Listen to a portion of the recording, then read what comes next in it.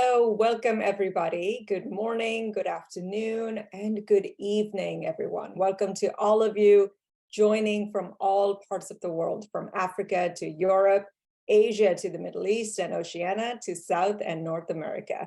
I am Umaima Mandro, founder and president of One League, a global education institution with the mission to connect the world's most gifted, underserved talent with world-class education and opportunities offered in collaboration with Harvard, Stanford, and MIT, with the goal to make a positive impact in communities and regions all across the world. Welcome One League Fellows, faculty, global mentors, and friends to today's very special event with our special guest, Tom Berry. A brief word on housekeeping before we get started. We'll spend the first 45 minutes in a structured discussion with Tom and reserve the last 15 minutes for questions from the audience. Throughout this time, please use the Zoom chat feature to add your comments, thoughts, reflections, and most importantly, your questions for Tom that you will get the opportunity to ask directly of Tom as I call your name.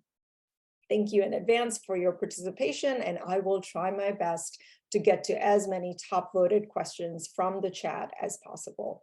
With that, please allow me to introduce you all to Tom Berry. It's an honor to introduce everyone to Tom. Tom is the chairman of the investment management company Zephyr Management LP, which he founded in 1994 to support businesses in emerging markets. With offices in Bangalore, Nairobi, Colombo, and New York, Zephyr Management LP manages private equity from across Africa and in Mexico, Korea, and Sri Lanka.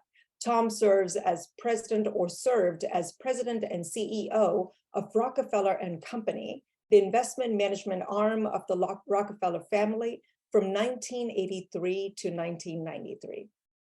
He held previous positions at Rowe Price Associates from 1969 to 1982, including as the president of Rowe Price New Horizons Fund, Inc.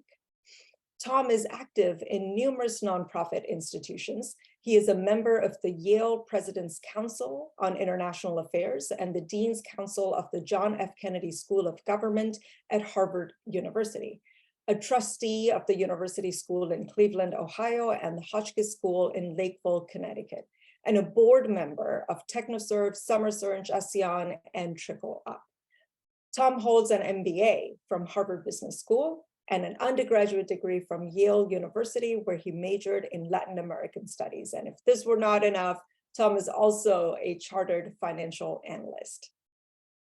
Now, I got to know Tom through a mutual friend and colleague from Harvard Business School and have come to deeply admire him for his incredibly thoughtful and insightful perspectives on the world we need to build, the role of education in uplifting societies, the immense promise and potential of emerging markets, and how, most importantly, how to balance doing well and doing good in the universe.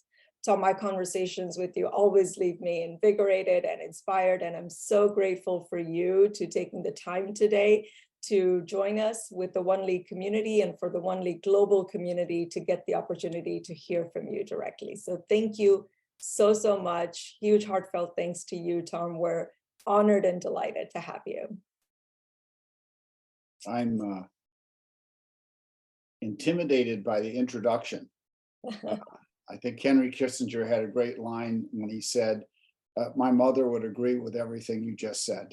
So beyond that, I'm delighted to be here and I hope I can be helpful in exploring some of the subjects today. Absolutely wonderful. Thank you so much, Tom. So we'd love to start at One League from the beginning. Could you tell us a bit about your childhood and your upbringing, and particularly, what were some of the core values that were part of your upbringing? I was born in the Midwest, the state of Ohio, outside of the city of Cleveland. These were, on my father's side, immigrant people from Ireland, and from my mother's side, Scotland. I think they'd been farmers for 100 years before that. Ohio's an interesting state. As you know, it's a swing state in every presidential election, and will be again next year.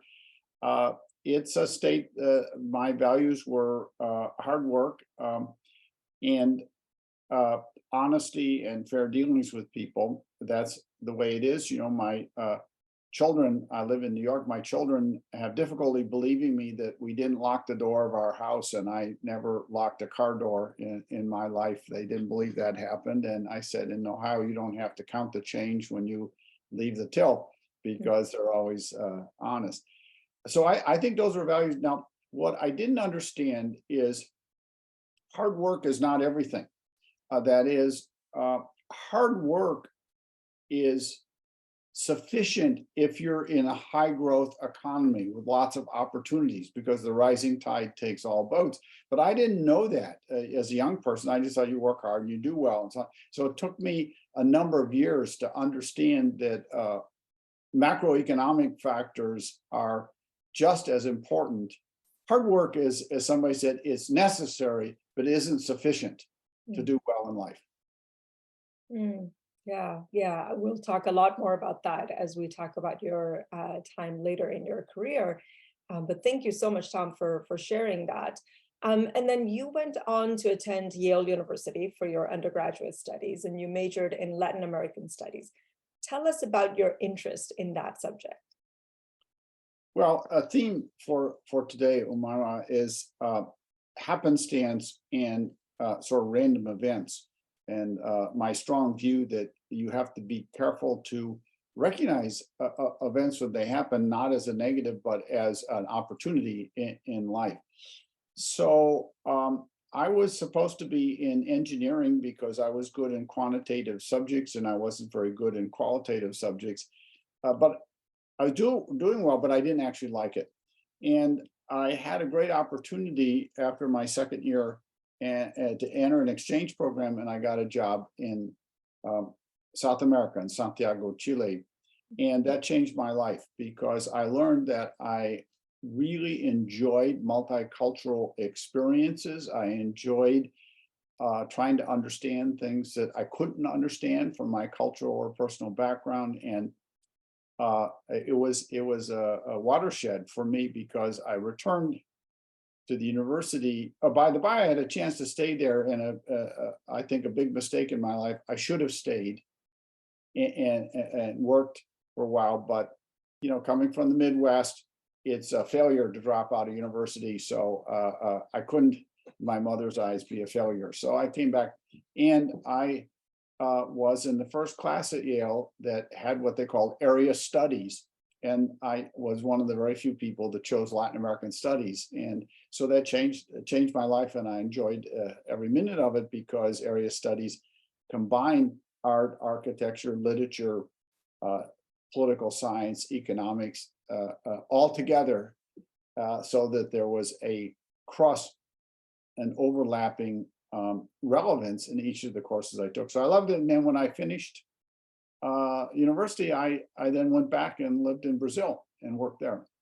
So it started really early on for you, Tom, then, just the experience of living outside the United States. And then you went on to complete your MBA from Harvard Business School. So tell us a bit more about what that experience was like for you. At that time, I felt that I was not learning broad-based skills in my work, and that I needed to learn some more, particularly quantitative skills. Harvard at that time was the only MBA program that required full-time work experience after university. So that was something I was attracted to because I could and did learn a lot from my classmates from their own experiences, and I hope they did from me. So that was an opportunity. And then I said, well, enough of this. I have to build some skill sets and learn tools to earn a living. And so then I wanted to go into international activity. I had ruled out diplomacy because in my work in other countries, I saw the first few layers of diplomacy in the US are fabulous people, and the top layers are fabulous people, but everybody in between, you can get lost in the bureaucracy. So I said, well, that's not for me. So I thought, well, maybe in finance or in the private sector, but I was not qualified. So that's when I went to Rowe Price, because I wanted to learn a skill set that I could demonstrate that I knew how to operate in investing, because that would be something I could apply to go back to developing countries. Got it, got it. And you ended up spending, 13 years at Rowe Price and were appointed the president of Rowe Price New Horizons Fund. Tell us about the New Horizons Fund. How did that come about, and about your growth trajectory with the firm? New Horizons Fund was the first mutual fund in America that was devoted to investing only in small and medium-sized companies. So I'd already said, what motivates me is small companies that can grow into medium-sized companies or large companies, because they provide employment and skills development. And this was really a unique opportunity, because it was the only firm that had a pool of capital allocated only to small and medium-sized companies. So I became proficient in that, and got promoted in several different ways. And this was a great experience. I learned a lot of different skills, and I'm very grateful for my time there. However, I reached a point where I said, well, there's got to be something more in life. And what's the point of just making assets grow or capital grow, people? And I had the opportunity to move, as you mentioned, to work with the Rockefeller family, who I greatly admired, to say, well, here's a group of people who have been quite generous in the use of their excess capital for over 100 years. And so that would be an opportunity for me to feel there was some meaning in capitalism. That is, if their excess capital is developed, it is used wisely. And so I did move to New York and took that position. I was honored to be provided that, and it was a great opportunity in several ways. And I'm curious, Tom, did you seek that opportunity, or did that opportunity come to you? It was 50-50. I was trying to develop, and was working with Rowe Price in developing international investments, and going back to my field, was not very popular in the US at the time. So there was not a lot of interest in a commercial firm. And so they started some work there, but it wasn't interesting. The Rockefeller family was at a pivotal point, because the baby of the third generation, was David Rockefeller, who had been the chief executive of Chase for 30 years and 20 years. He was a real globalist. And so he was very keen on the fact that his family was not investing outside the United States, and was looking for somebody who could lead the next generation to do that. So I was the right guy, right place, right time. Wonderful, wonderful. And what were some of your most memorable moments at Rockefeller that you can share with us, as well as perhaps some of your biggest learnings? That's a nice word. Okay, well, I would say first, it was gratifying to know that if we did well in our investments, that the Rockefellers were very determined to do good with the excess capital. And although I was not involved with that, I felt quite good about it. Second, I was able to experiment, because under the guidance and mentorship of David Rockefeller, I was able to move almost half the assets outside the United States, not literally, but figuratively, to invest in businesses around the world to support economic growth. But also, I felt then, as I do now, it's a proper diversification. And much as Americans love America, it's 20 or 25% of the world's economy. So I think most people in America, that should be the percentage of the assets they have in America, just as a matter of safety, of diversification. And in doing that, I was able to really put to work what I had learned before when I was in South America, that an exploration of what causes economic growth.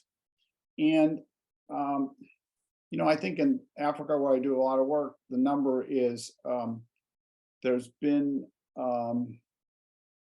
close to $1 trillion of economic help from assistance from the US and Europe, Japan and others since the independence in the 1960s. And yet most countries today, their standard of living is no better than it was at independence. So you say, well, there's something wrong here. Why is this? And I certainly don't have a lot of the answers to that. But I said there has to be a better way, and that really has to be in the private sector economic development. So I did a lot of that with the Rockefellers, in addition to what they're doing. I'd say one of the lessons I learned was that it's a myth to think that people who are relatives, who share bloodlines, think alike. And that is a very foolish notion that most people have, even if you have a little family and you have no money, to think that somehow or other your brothers and sisters or your in-laws are going to think the way you do. That you had far right wing, far left wing Rockefellers, you had philanthropic Rockefellers, you had non-philanthropic, and so on. So one of my big lessons was that accident at birth does not mean you have the same views or the same thoughts, and that people have to be treated as people, not as a group. Mm. And it's a myth to talk about family and family investments and things. This is a myth, and I learned that the hard way. And once I learned it, then everything was fine. Yeah, got it. Any major challenges that you were able to overcome that come to mind? Well, following from my prior comment, the challenge was to set up a wealth management system to treat each person individually, not as a group, and to spend time, which was not investment time, but financial. What are your financial goals? I mean, for example, even my own family, some people believe in inheritance and some people don't. Some people believe in the here and now, and if they inherit money, it's theirs to spend however they see fit. Other people say, well, I inherited money, I have some obligation to pass on. So the lesson was to treat everybody as an individual and trying to understand what their personal goals were and their financial goals, which then would precede an investment program. Yeah, absolutely.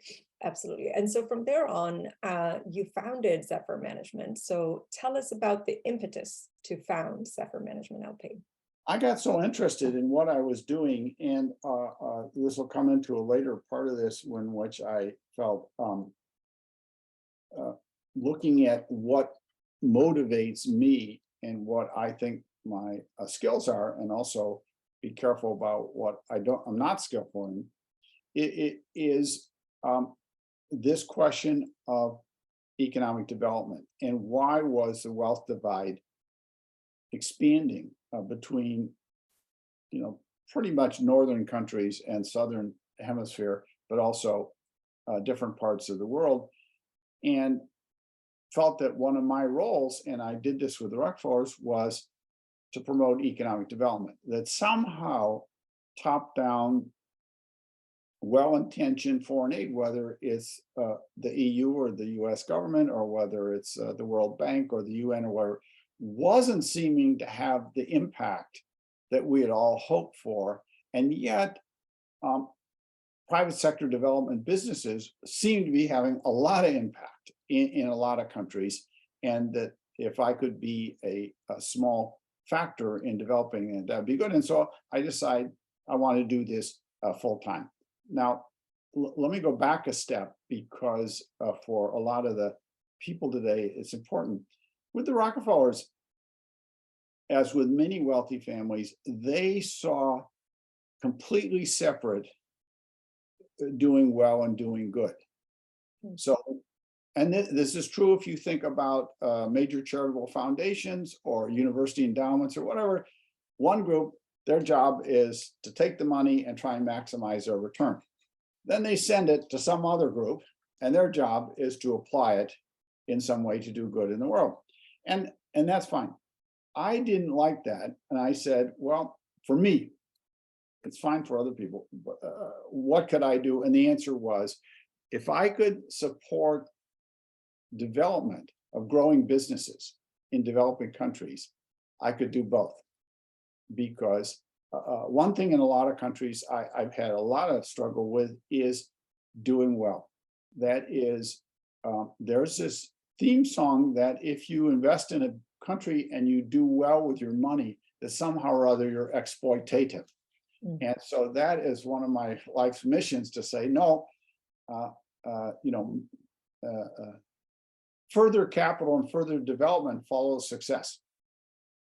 And if people come to a country and don't do well, no one else will come. So it's counterintuitive for a lot of people. The second is the word sustainable is a popular word today. I have my own definition. I say sustainable is, can you open your doors tomorrow morning?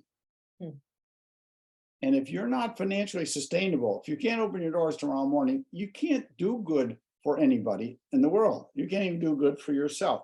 So I think the most important thing is to have financial sustainability while at the same time doing good. So now, how would I define it as job creation, skills enhancement, and local wealth development. Let me explore each of those.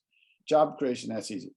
Skills development, I think, is really important because a lot of multinationals and other, whether they're for-profit or governments not for-profit, don't think about skills development. They set up something, and 20 years later, everybody's still doing the same thing, getting paid the same. The worst example would be garments in Bangladesh. 20 years later, the people working there are still doing the same thing and still earning the same, and they have. So I think skills development is really important. I also think local wealth creation is important because in many countries, an ambitious young woman or man looks around and says, okay, well, who's doing well here? Too many countries in the world, the person who's doing well is done it off of the government, off of government contracts, off of natural resource contracts, off somewhere, and say, oh, so that's how you get wealthy around here, or how you do well. I'd like to have examples where people did well by starting a business, treating their customers well, treating their employees well, treating the environment well, and they say, oh, that's my example.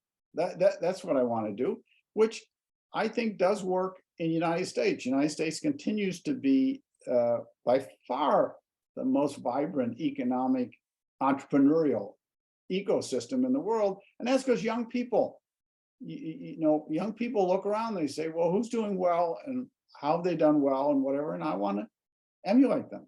So that's how I got started, and that's what I'm still doing, and I am a strong believer in the results. Beautiful. That's really powerful. Thank you so much for sharing that. And you've now expanded into offices in Bangalore, Nairobi, Colombo, and New York. And the fund is managed across Africa, Latin America, and Asia. Why specifically those regions? Okay. Today we have representation from many of those regions in the audience. So love to hear a little bit more about why specifically those regions. So I, for myself and for others, recommend start with humility. So the first steps of humility is what do I have to offer, and is that needed? So in some countries, what they need, I can't offer. It could be natural resources, or it could be technology, or it could be other areas. And so I just, you can't do this blindly. What I can offer is hard work and some capital to start businesses that, and my big epiphany was that most investing focuses on businesses addressing the 20% of the people in the formal economy.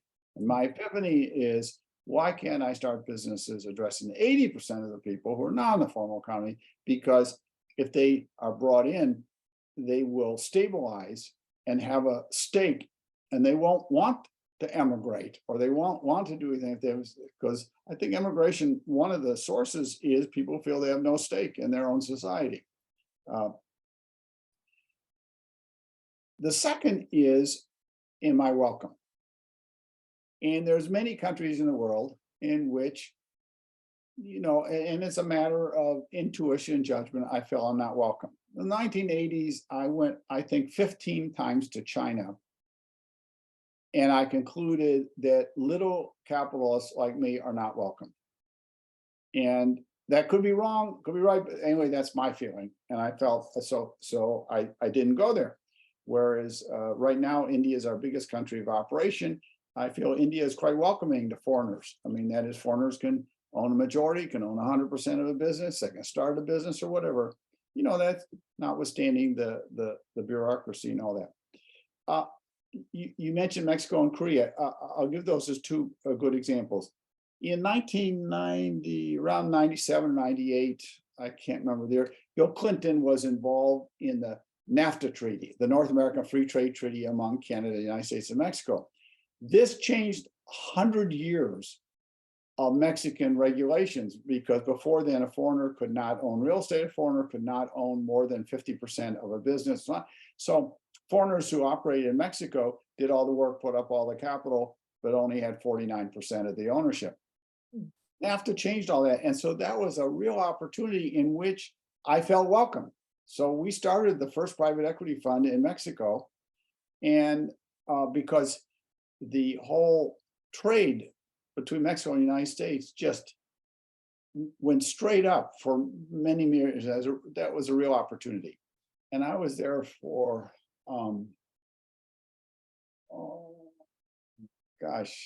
more than 10 years, maybe close to 15 years, in which I felt the environment was changing, and which I think felt that foreigners were less welcome in Mexico, and there were other social and economic issues. And I said, well, maybe this isn't for me, so withdrew. Korea has always been very nationalistic, and when they had the Asian financial crisis in 1997 and it crashed, they quickly changed their laws and made it quite favorable for foreigners. So I went into Korea and really had a wonderful experience. But the Koreans are so industrious that something like 4 or 5 years later, they had 100% paid off the IMF loans, recovered the currency, anything like that. And then they remembered they're nationalistic and started passing laws again against foreigners. So I said, okay, I'm out here. So those would be examples of where South Africa, same way. When Nelson Mandela was elected, 1994 or 5, we started the first offshore private equity fund in South Africa, and we're there for 7 or 8 years. But his successors and others were not friendly to foreigners, and still today they aren't friendly to foreigners. Whereas Mandela was surprisingly open and friendly. He supported foreign investment, whatever. So that's how we do it. So first, do we have something we can bring that we can offer that is needed and welcome? And second, do they welcome foreigners coming into their country? And right now, we think East Africa, Kenya is the most friendly country in Africa for foreigners, and India is really, despite all the nationalistic words by Mr. Prime Minister Modi, is actually quite friendly to foreigners.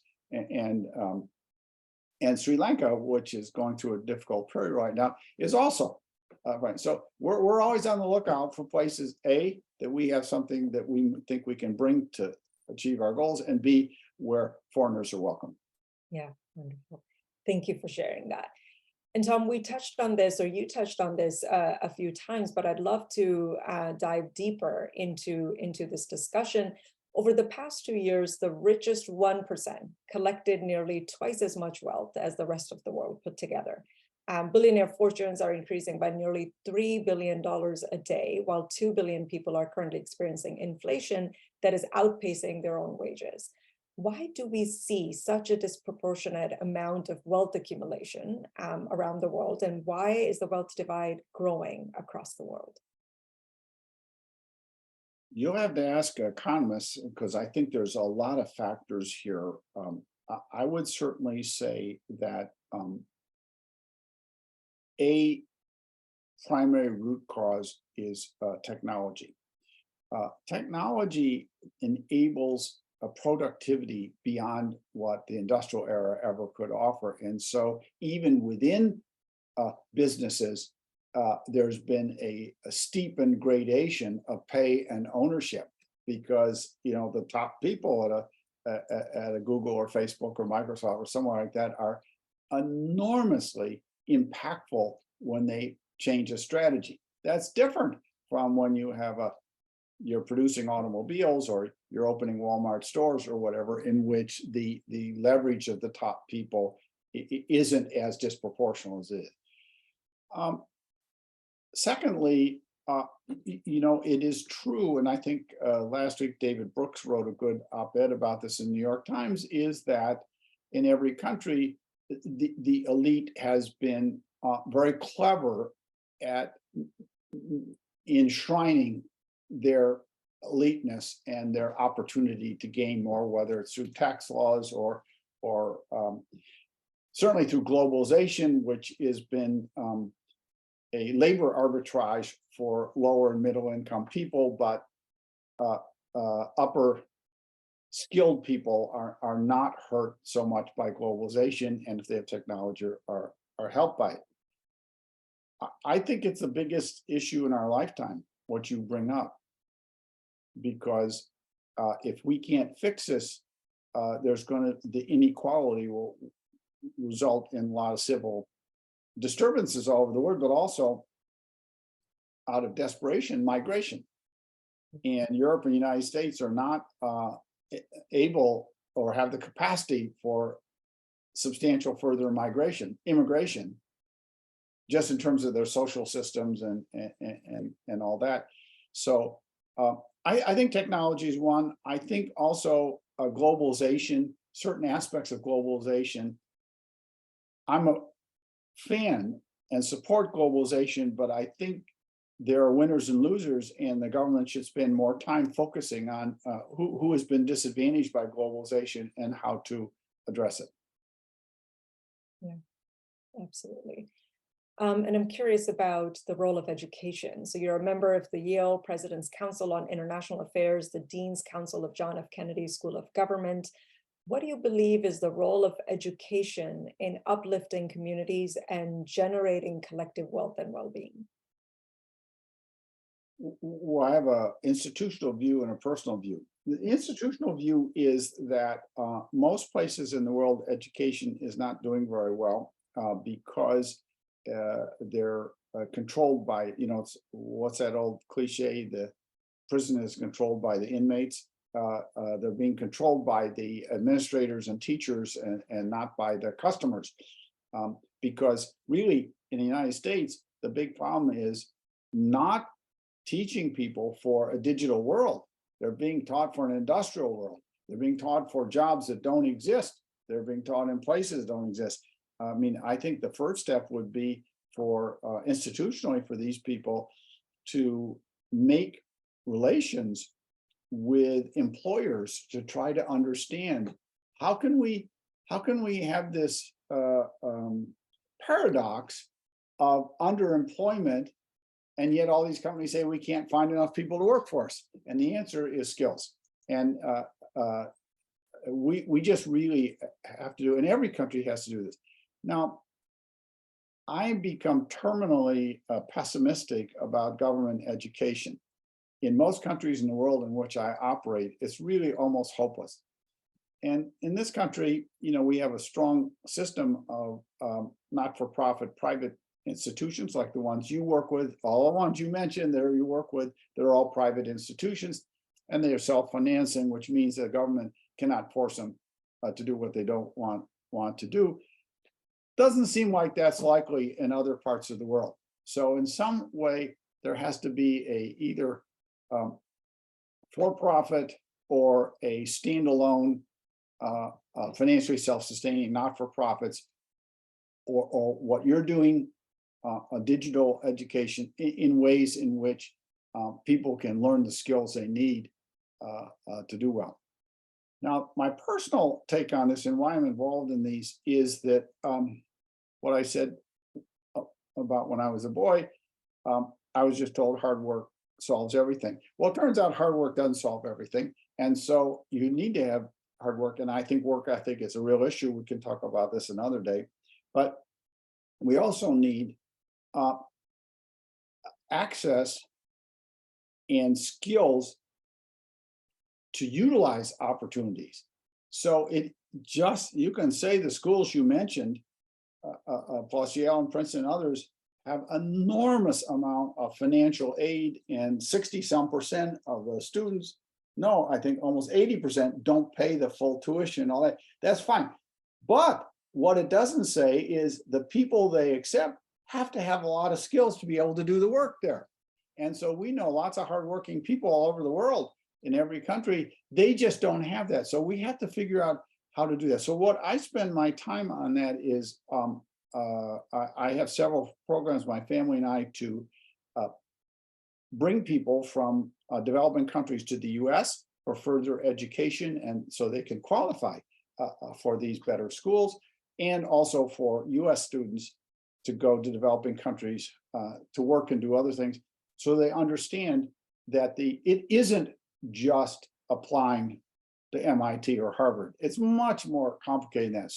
So hard work alone for these people isn't it. So my own passion and why I'm working on some of these other not-for-profit boards you mentioned is how can we help people get the skills, the self-confidence, the network, the wherewithal to be able to be accepted by these schools or these companies to work for them. Sadly, you know, many for a long time, big companies had training programs. They would take raw material and young men and women and train them, and now most of them don't. You have to be already skilled before you can get a job, which I think is really sad. I think only Germany still operates in the apprenticeship system, which I quite like, and I wish US and other countries would do that. Absolutely, absolutely. No, a lot of what you say just resonates so deeply with me personally, with the work that we're doing at One League. I'm curious, Tom, just very briefly, what do you feel the role of artificial intelligence is going to be in all of this? I'm not smart enough to know that, but it's going to be another element of what I mentioned before in terms of the power of technology. It is going to make capable people economically worth much, much more, and other people worth less. So yeah. I think there's a good example. Every primary school in the world should drop a bunch of their subjects and start teaching AI. The question, you know, I would ask you is, how do we get the educational network in all these countries to be responsive to the real world? Yeah, there is a real divide between the real world and the academic world. You know, and one of the wealth divides that I said before, which really bothers me in every country in which I operate, wealthy people opt out. They just send their kids to private schools. Yeah.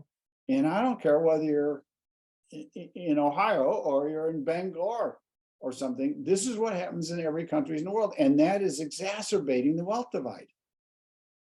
Absolutely. Absolutely. 100%. Now I'm seeing some really wonderful questions coming in chat. Before we open it up to audience Q&A, Tom, I have one last question for you, which is today you're joined by One League fellows that represent 40 countries around the world. They speak 70 different languages, fellows who are high achieving founders, business technology, global leaders. What is one piece of advice that you would give to them as they embark on this educational journey, as well as on a journey to make a positive impact in their respective countries and regions? I think the best thing is to start by writing your obituary.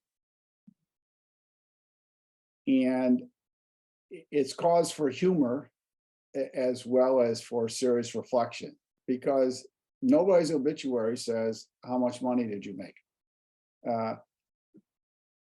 So you want to say, what is it that I would like to be my legacy? And am I on the path to do that? So that's the first thing, is to think very carefully about that. And I would say most young people, the answer is no, that they're doing what their mother wanted them to do, or they go to some fancy place like you, like Harvard Business School, and they think you're measured by what your income is, or something, which is really I was on the board of Harvard Business School for many years, and I failed in trying to abolish that. They should never publish salaries, because the message is all the wrong message. Okay. The second is, I made a lot of mistakes in my life by not thinking about the difference between what is a good idea and what's a good idea for me. So my strong advice is, take an inventory of your own personal skills and interests and motivation. What motivates you? Review the old 2005 YouTube of Steve Jobs at the Stanford graduation, in which he says, follow your heart, because it's only, I love his expression, he said, it's only after the fact, when you look back, can you connect the dots. And so that's what I would say. Beautiful. Very powerful. Thank you so much, Tom, for sharing that. All right, and I think with that, we are going to open it up to Q&A. And I would like to first invite Talha. Talha, if you could unmute yourself, introduce yourself, where you're from, and ask your question, please. Okay, thank you very much. Thank you so much, Tom, for gracing us with your presence. It's an honor. So I have two questions pertaining to what you said earlier on, especially with the work you've been doing in Global South. I'm from Lagos, Nigeria originally, currently studying in Las Vegas, Nevada. So so the first one was about the foreign direct investments and the unfriendly attitude of these nations. You talked about South Africa, and I know for certain several African countries also fall in this bracket. So what do you think is the reason for this unfriendly attitude of this country, even though we know that foreign direct investment has a very significant impact in the development of this country? So why do you think they are so unfriendly, and how do you think this can be addressed? Wow, Tala, that is a great question, and it's a complicated. I wish I knew the answer. So I think one of the challenges of democracy, whether it's in your country, Nigeria, or South Africa, or in the United States, is that politicians benefit from having populist approaches. And one way is to whip the foreigners when you run for political office, and that was certainly true in South Africa. So how to challenge that is somehow make relations with people who are in the political system and in the important government positions as to why foreign knowledge, capital, and development is a win-win situation. That is, everybody's a winner if you can create jobs and skills and all that. But and I think most people on the ground understand that, Tala. I just think that the politicians and the governments, which tend to be thinking if they're protective, that's a good thing. And sometimes that's true, but usually not. So I think you have to get to politicians and important people in the government. Great. I mean, look, we're suffering it right now in the US. I'm very unhappy that Mr. Biden is trying to run on re-election on a lot of it is protectionist policies. I don't like it. Great. Thank you, Tom. Linda, please go ahead with your question. Yes, thank you. Thank you, Tom. I'm Linda from Brazil. So my question is, how do you identify the needs of these different countries when looking from an external context? Would you say that your point of view as a foreigner can also be used as a strength in this process? Oh, absolutely. I think, there was, at least 30 years ago, a book written in Harvard Business School, The Competitive Strength of Nations. I think it's really important to say what are the particular global competitive positioning of Brazil, and how can you enhance that, rather than just arbitrarily, some politician making up an idea like we should, have a certain industry. That I'd focus on that. The second is try to associate with people who look for these win-win outcomes that I was saying to Tala, that you plus a foreign could be investor or technology or know-how or source to markets are better than you alone. And I think you have to work on that. And again, Brazil is a country where nationalism is alive and well, and you can't fight that because you're not going to run for president next year, 2 years. But I think it is, my solution is bottom up. I have no answer to either you or Tala about top down. I have no way of figuring out how I could ever influence somebody in government, my own government or your government. Thank you, Tom. With that, I think we have a great question from Jesse. Jesse, please go ahead. Okay, all right. Yeah, thank you so much. Yeah, my name is Jesse from Nairobi, Kenya. Yeah, I love that you're in Nairobi. And I really like your passion. So anyway, my question is about what are some of the notable projects or companies that Zephyr has invested in that you personally feel passionate about?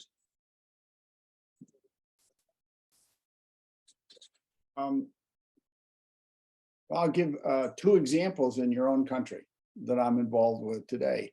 So there's a company called 4G Capital, and they make small loans to women in the informal marketplaces to buy more what you call stock, what we would call inventory for their little shops. These are people who don't have bank accounts, but one of the advantages of Kenya is it's the most advanced digital economy in the world. So everybody's comfortable using their mobile wallet to borrow money or pay money or whatever. And so it can be administered electronically. So it's cost effective for, these are typically loans that are equivalent to US $100 to $150 or so.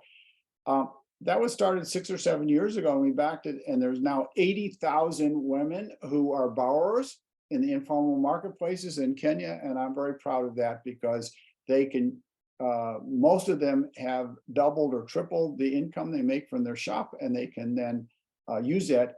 See, I'm a believer bottom up. I don't like to prescribe that. I think if you help people earn more money, they can figure out what to do with it. These women can figure out how to pay for school fees and buy healthcare and all that. I don't like foreign aid that says, we're going to come in because we know better than you and build a school or hospital or something like that. I think the system will address the demand. We have a company that does insurance. Only 3% of Kenyans own insurance, and we know rich people can get along fine without insurance, but poor people all must have insurance, whether it's insurance against their motorbike being stolen or crashed, or health insurance in the hospital. And this company is called Torako, and they figured out how to get on gig platforms and platforms of other small employers. And they've gone from 10,000 to almost 200,000 insured people now in East Africa. And I think in 2 years, they'll have 1 million. And I think it's a good business, but it's also a tremendous social good. And I'm really proud of that. So there'll be 2 current examples. Thank you so much for sharing that, Tom. Ardak, if you could introduce yourself and ask your question. Hello, thank you. My name is Ardak. I'm from Kazakhstan. My question is, what was the turning point, the trigger that made you think that this is the moment to establish my own company? So in my advice Ardak, I said, think about your own particular skills and interests. I'm such a believer in education and opportunity that I said during my middle years, my highest priority was to be able to finance my children to go to good schools and to live well. So I couldn't afford to be an entrepreneur. I couldn't afford to take all the financial risk during that period. So as Raima mentioned, I started up this current business in 1994. So I had accumulated and hid from myself. I have all kinds of games I play to hide money and stuff that financed my children's education and access to education that I could start this. And so that was a moment in which I felt it was consistent with my family life. Second, I felt that this wealth divide was getting worse, and the current system, whether it's the US government or the EU or the World Bank, the UN, wasn't working. I say, I go to these countries, it's not working. And I'm not smart enough to tell you exactly why it wasn't, because these are really intelligent people and they're really well motivated, but it's not working. And so, but I saw what was working. And that, going back to my advice about knowing your personal characteristics, I'm a hands-on guy, I'm a doer. I'm not smart enough to be a policy guy. I'm not smart enough to be a big thinker or something like that. So I said, this is really an opportunity for me to do hands-on and start getting going. And that's what I've done. And I hope you'll do the same. Thank you, Tom. Alejandro, you're up next. Okay, thank you, Maima, and thank you, Thomas. Well, taking into account your interdisciplinary background, I wonder what are, from your perspective, what are the most critical skill set you will study and train yourself today? And in this process, would you recommend to be to have a more a generalist or a specialist mindset? Oh, and by the way, I am Alejandro from Colombia. Thank you. I'm a generalist, Alejandro, because if everybody here, even though you're much younger than I am, if we look back 5 or 10 years, 5 years, we couldn't have even imagined Zoom. We couldn't have even imagined artificial intelligence. That's how quickly the world is changing. So being an expert is hardly worthwhile. I have a son who's a doctor who worked in Africa and stuff. He's an expert, but he said every year he's irrelevant because there are new changes in technology and medicine and so on. So I think being general, I think the important thing is to be a listener. The important thing is, in my case, to be bottom up. I find, when I answered Jesse about the businesses I'm proud with, I go to Nairobi and people are starting business. I go to the lowest level of the business.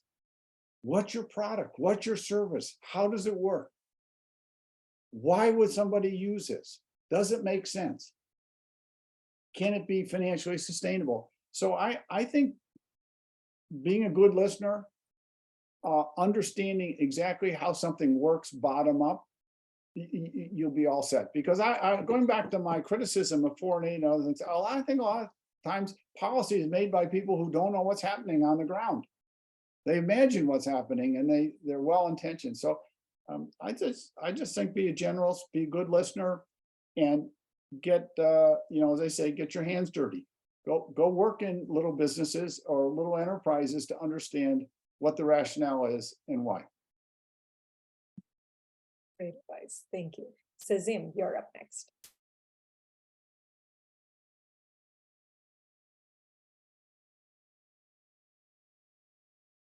She's on mute. Yes, Sazim, you're on mute still. you're having technical difficulties. Let me try to come back to you. All right, David, why don't we go to you? David. Hi, Thomas. Hi, Umaima. Hello. Yeah, so yeah, I have a question. You mentioned that when you're investing in businesses, you normally focus on the ones that actually target the bottom 80% in terms of income. But I'm curious as to your methodology in terms of analyzing, the product, because it's very difficult, for example, to try and penetrate that market since people don't necessarily have a lot of money to spend on the type of products that are being built. And then I'm also curious, just tied into that question, is Zephyr then a VC, or are you more like an angel investor firm? Or like, what's your outlook, since VCs have very strict numbers that they're interested in, especially when investing in certain types of businesses? All right. To answer your first question, David, I think the reason I start at the bottom up is, does it make sense? And from both standpoints, from the customer standpoint, does it make sense? Is this a good service? I mentioned to Jesse these two companies. For the woman in the informal marketplace, does it make sense for her to borrow the equivalent of 100 US? So you have to talk to them, and the answer is, if it takes me no time, and if I can do it, as opposed to going to the bank and waiting 2 weeks and all that, if I can do it in 1 minute and it goes in my mobile money, it makes sense.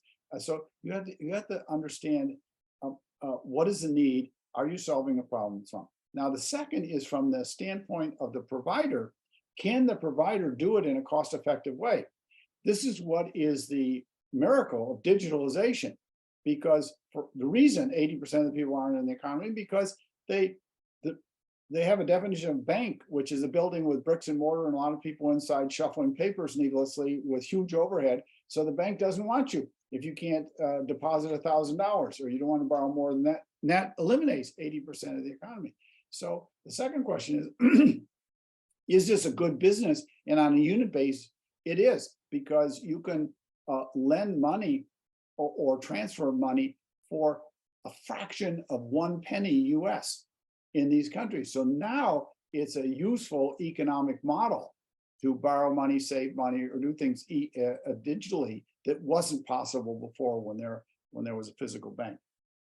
Going to your second question about venture capital, I'm a critic because the asset management business has become a prisoner of what's called 2 and 20. That is a 2% annual management fee and 20% of the profits. It's a prisoner because, of course, it doesn't work at small amounts or large amounts. So small amounts, it doesn't work. So if you want to be in venture capital the way I am, you have to get your capital sources to agree to different payment system, which I've done. And generally, most people say no, but sometimes people say yes. And of course, $1 billion or $5 billion funds or something to charge 2% or something close to it, I think is immoral. It's such robbery of the poor investors. So I am somewhere between angel and venture investor, and I'm always struggling because my sources of capital, besides myself and my family, is people that we have to say we have to make an economic arrangement that is fair to us as well as gets a good return on capital. So it's a field that's struggling in that regards, because you look in the US, people call venture capital, they raise $100 million fund. That's absurd.